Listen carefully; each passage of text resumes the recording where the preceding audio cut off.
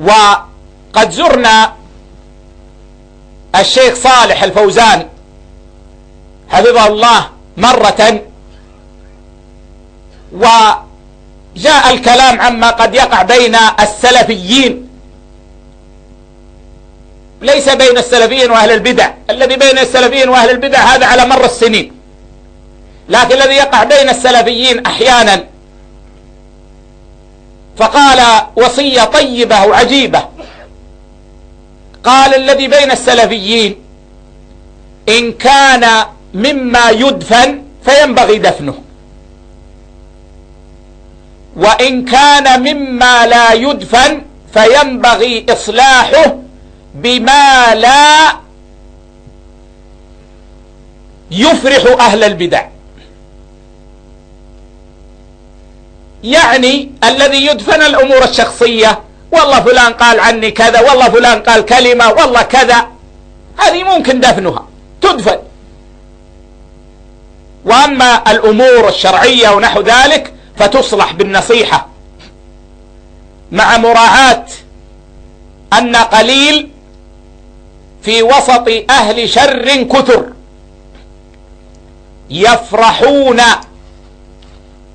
بأن ينالنا الأذى ربما أكثر من فرحهم بنيل الأذى للمشركين.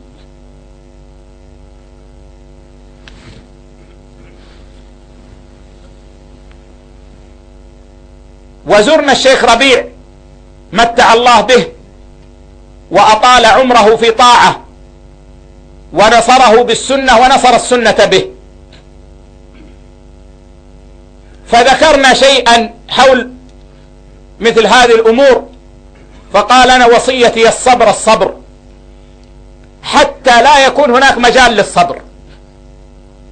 وذكر حفظه الله أنه صبر على بعض الناس 10 سنين أو أقل أو أكثر، وهذا لا شك أنه من العلاج والأمر الذي ينبغي أن يلتفت إليه.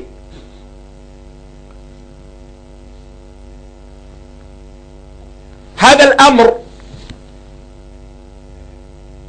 ينبغي مراعاته، والنبي صلى الله عليه وسلم يقول في تسوية الصفوف لينوا في أيدي إخوانكم. فكيف في الدلالة على الخير، في التنبيه على شر؟ ينبغي علينا أن نلين في أيدي إخواننا وأن لا نكابر،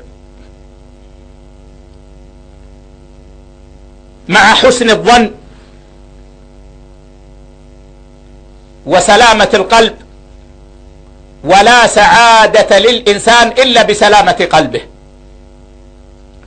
وسلامة القلب تكون بتخليصه من العوائق والعلائق، ليكون همه وهمته لله سبحانه وتعالى.